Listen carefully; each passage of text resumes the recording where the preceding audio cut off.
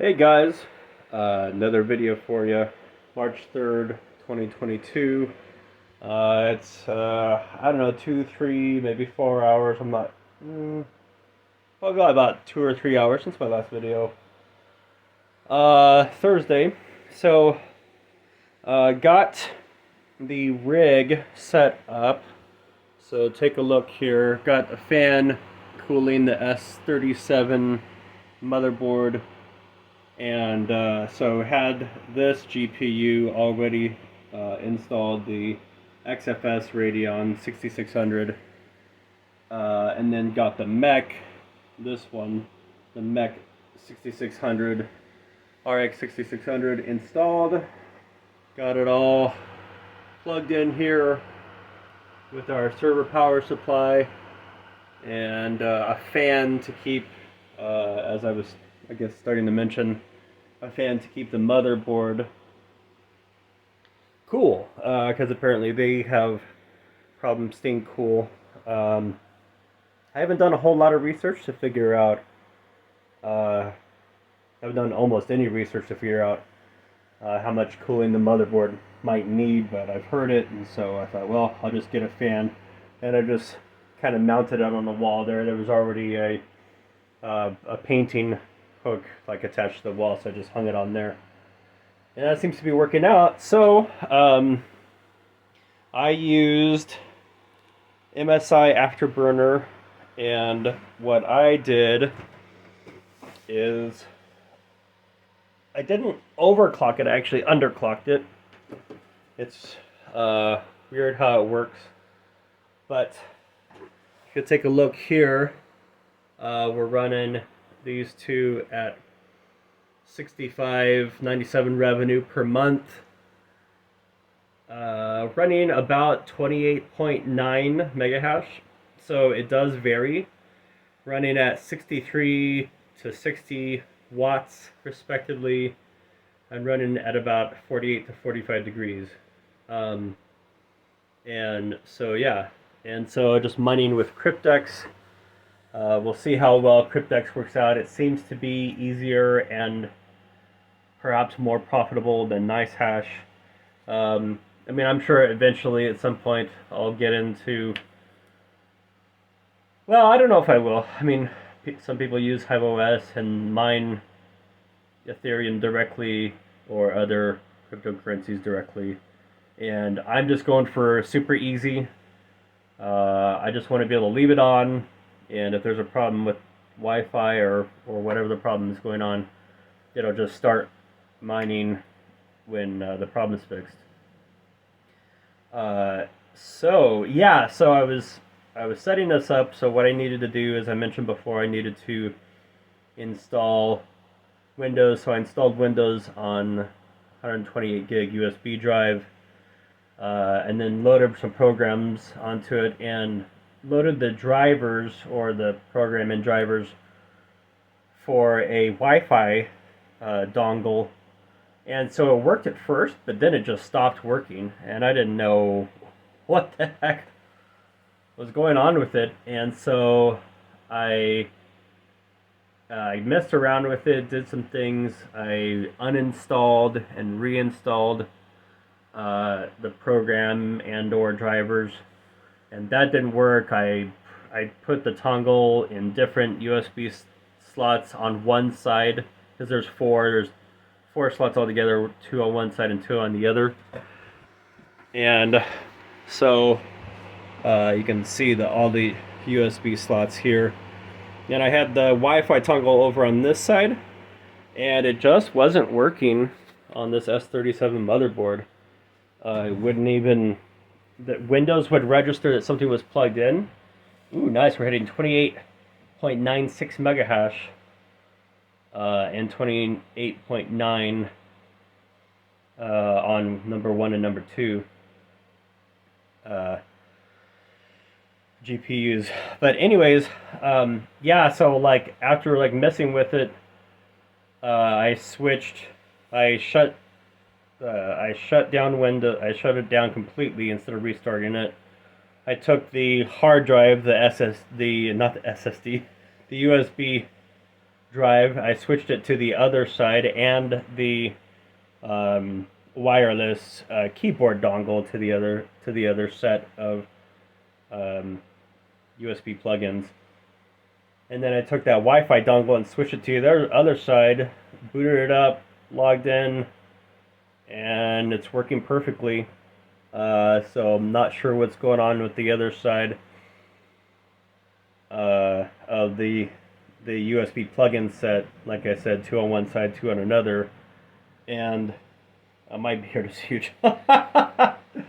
Anyways, but the drive, the USB with Windows installed on it, Windows 10 Education N, which I guess is a stripped back version of Windows with the N part.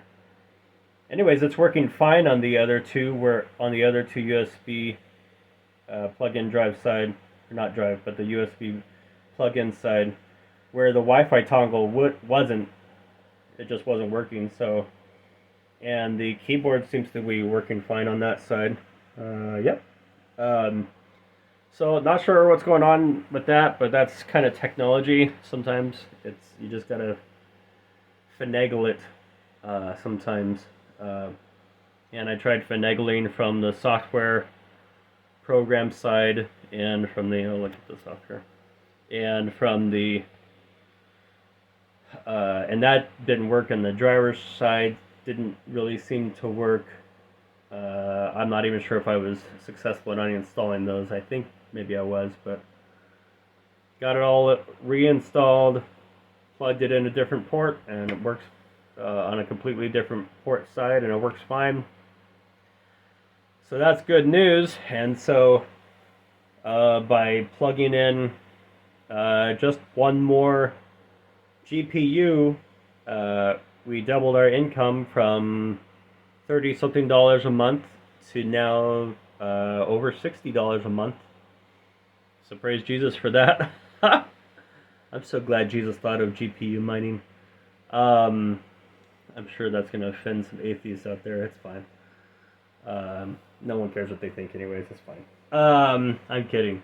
I definitely care what Sam Harris thinks when I'm making money doing GPU mining. Anyways, I'm being silly, guys. So yeah, I got this up and going. That's amazing. And then hopefully tomorrow, the third GPU will come in. And so we'll go, I guess, from 65 to like what, maybe $95 a month, and then we'll be putting in an order for another 5 GPUs. God help us. And it's a lot of money, but it's passive income, and we're basically monetizing electricity. And so it's just really exciting because it's like this is like an experiment of sorts to see if this stuff works, and it looks like it's working great. Thankfully, by the grace of God and my family, I have enough technical expertise to figure things out, and sometimes it's more in depth, and like I run into like I don't know a whole lot in depth about technology, but I've been a fan for a long time, and so I can use what talent I have in this area to make this happen, and that'll be fun. And so when we have 8 GPUs going, I think we'll be in the neighborhood of $240 a month. I think the market has gone up significantly, at least somewhat significantly, for Bitcoin in the last week or so, because it was down. Bitcoin was down to one Bitcoin equaling about $33,000, and now Bitcoin is back up to one Bitcoin is what, 44,000 the last I checked, a day or two ago. And so Pretty sure, like with Cryptex, we're mining the Dagger Hashimoto Ethereum algorithm. And but one nice thing about today was, like previously, I was using a 16 gig USB drive, and it just barely had enough space to run Windows plus. Excuse me. It just barely had enough space to run Windows plus enough virtual memory. About I really needed about 8 gigabytes of virtual memory, because you need the same amount of virtual memory settings as the amount of memory you have for your GPUs. And my wife and I want to do this long term, not short term. We'd like to do it as long as it's profitable. And so I figured like a 4 gigabyte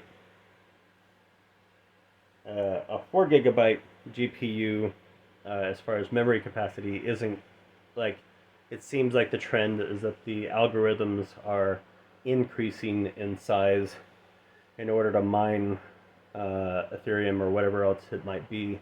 That's the impression I have. I'm no expert. So I was like, well, if we get like a 12 gigabyte GPU is going to be a little too much to bite off, but the 6600's with their energy to hash ratio efficiency, along with their decent price and availability, and being 8 gig, like the 8 gig part is really important too, because like that should keep us going, I'm guessing, for a few years at least, maybe longer, being profitable and being able to run profitable crypto mining algorithms. So fun stuff. It's fun to double your income by just adding one GPU, and so that's just glory to God for that. Doubling your passive income with a $500 investment, more than that actually, probably, but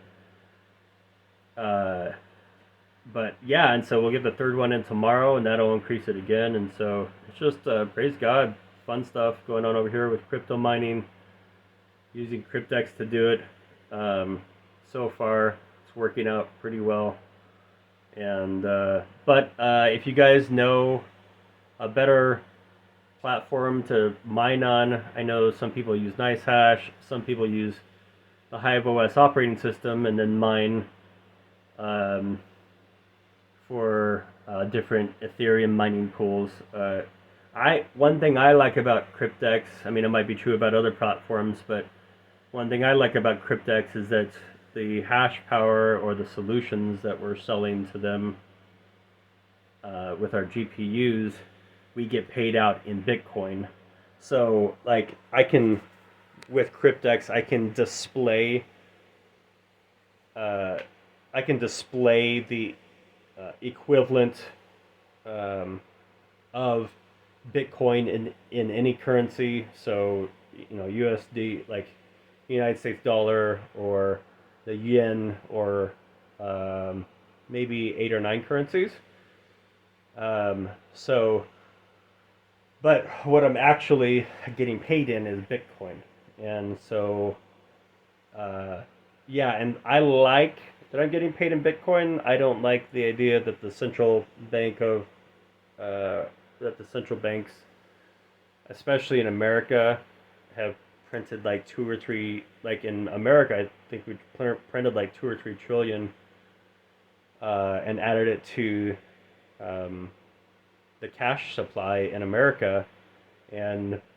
But since the US dollar is a reserve currency for several other currencies, you're effectively inflating every currency, doing quantitative easing, but you're adding to effectively the money supply of not only the US dollar but all these other currencies. And so that means that the US dollar and every currency attached to it that uses the US dollar as a reserve currency are going to lose value, and people are going to get less for their money. And I really don't like getting screwed. by people who want to steal the value of the money I've earned and the time I've traded for that money. And so I'm like, I'm just going to go into Bitcoin. I've done the research on the history and how Bitcoin works, and that and the philosophy behind it, etc., etc. Not that the philosophy matters necessarily technologically and how things would work out. I'm aware that the U.S. government or some other government or collection of governments could get together and try to buy up, 51% of the Bitcoin and force a hard fork in it. But um, that I mean, so far it's not something that they're doing. Most people take the path of least resistance, and right now the path of least resistance for excuse me, the Federal Reserve and which isn't even governmental, and the federal government is to just print money. And it's been repeated over and over in history. It just destroys economies. It destroys accounting structures. It's not good. And so I'm like, okay, well, I'm just going to start using Bitcoin, because there's only ever going to be 21 million Bitcoin. And you can like with Bitcoin, it's divisible as much as you want, as far as I know. And so even though there's only 21 million Bitcoin that will ever be produced by the year 2140, as far as my research has told me, you can put as much value into Bitcoin as you want. So knowing that there's a limited supply, a scarce supply of Bitcoin, and that there will never be any more printed, unlike fiat currency like the US dollar, means that as long as the technology is good, that it's a good store of value over time. Excuse me. Because if you can't store value over time in an asynchronous value holder like currency or money, then you can't have a prosperous society. You can't build accounting structures. You can't hold value over time. And so thankfully, you can do that with Bitcoin, and so I'm glad we're getting paid in Bitcoin, something that can't be inflated and resistant to government influence a heck of a lot more than fiat currencies, which are controlled by governments. And anyways, bit of philosophy, bit of technology, little bit of comedy, and a big giant beard. So that's kind of the way I roll. Anyways. If you watched to the end, thanks for watching. Smash the subscribe button, the like button if this helped you at all, and have a great day.